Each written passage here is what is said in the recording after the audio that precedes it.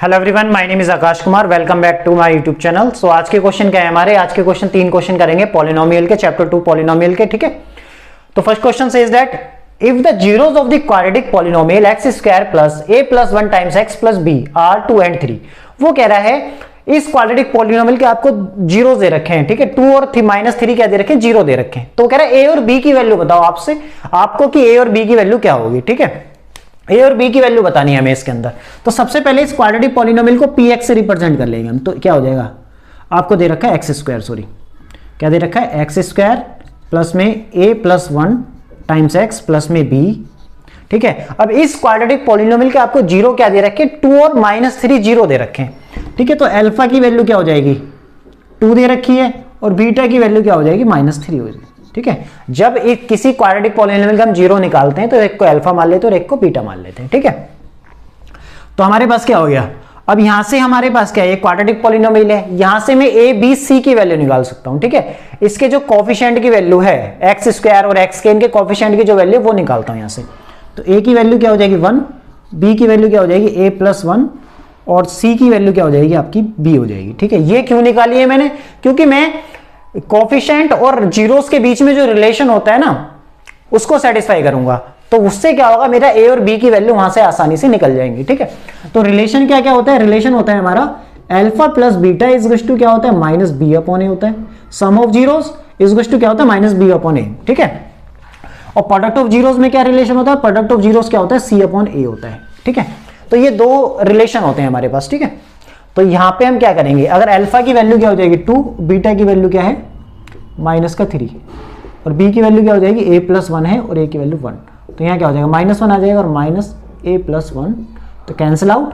तो ए की वैल्यू क्या हो जाएगी? 0। तो इसका मतलब ए की वैल्यू 0 हो गई। जब ए की वैल्यू 0 हो गई तो देखना है ए की वैल्यू 0 कहाँ है? ए की वैल्यू बस केवल इसी ऑप्शन में 0 है।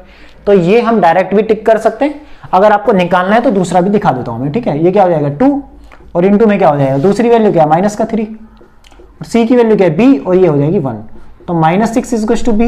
इट मीन्स बी की वैल्यू क्या हो जाएगी? आपकी -6 आ जाएगी। जब बी की वैल्यू -6 आई तो इसका मतलब ए की वैल्यू 0 और बी की वैल्यू -6 केवल इसी ऑप्शन में है, इसलिए ये हमारा ऑप्शन बी हमारा क्या हो जाएगा? करेक्ट हो जाएगा। ठीक है, आई होप यहां तक आपको अच्छे से समझ में आया होगा।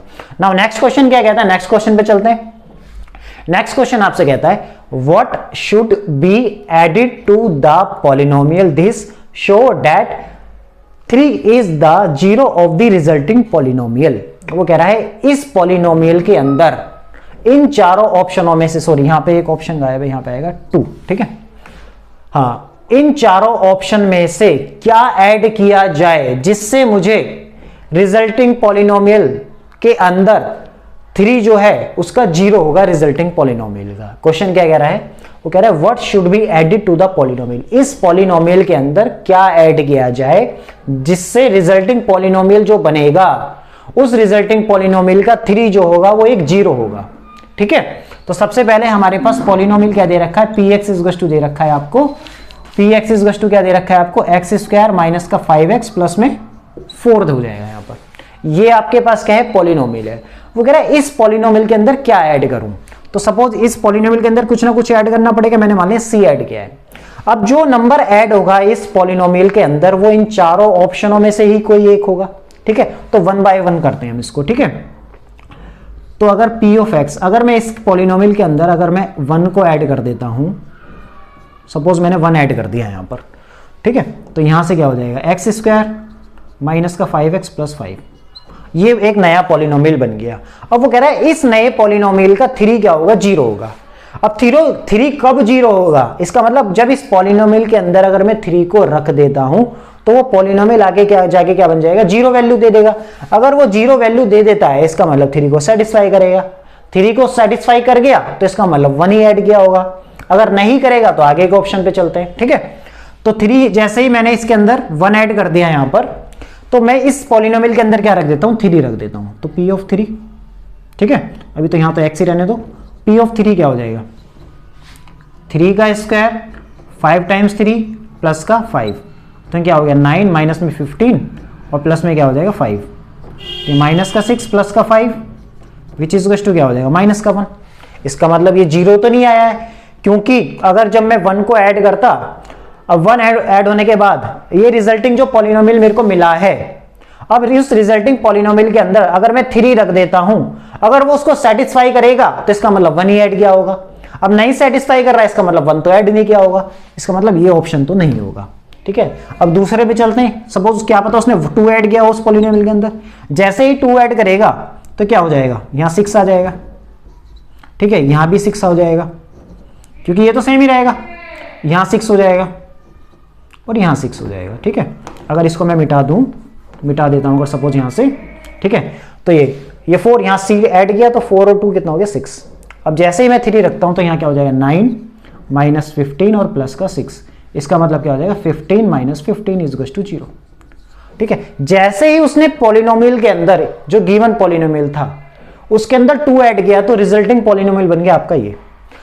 अब रिजल्टिंग पॉलिनोमियल के अंदर आप 3 रख दो, अगर वो उसको सेटिस्फाई कर देता है तो 3 0 हो जाएगा, जैसे उसने बोला है कि 3 is the 0 of the resulting polynomial.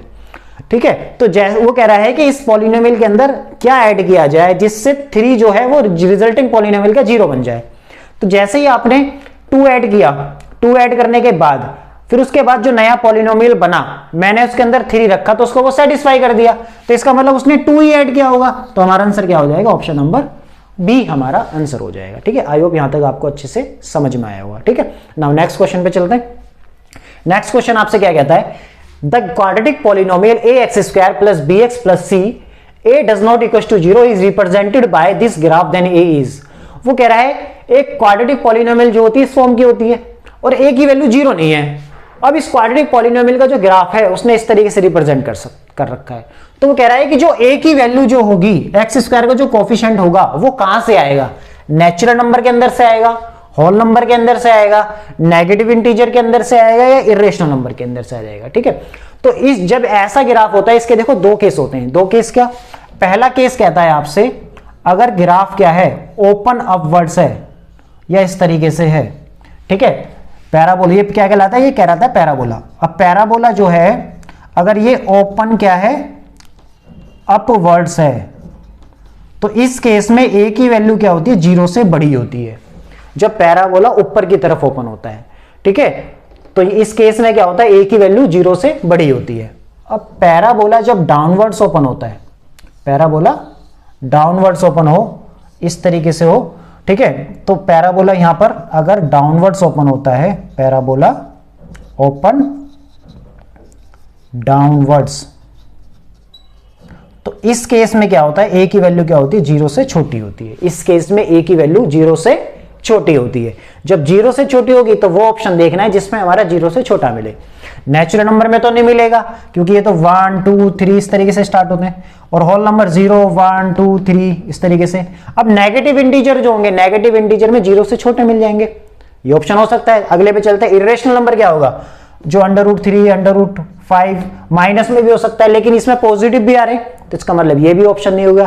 तो केवल यही ऑप्शन बचा है जो हमारी इस कंडीशन को क्या कर रहा है, सेटिस्फाई कर रहा है कि a की वैल्यू 0 से छोटी होनी चाहिए। ठीक है, आई होप ये आपको अच्छे से समझ में आया होगा। ठीक है, अगर वीडियो अच्छा लगे तो लाइक करें, बाकी चैनल को सब्सक्राइब करें। बाकी नेक्स्ट क्लास में मिलते हैं आगे के क्वेश्चन के साथ। Thank you so much.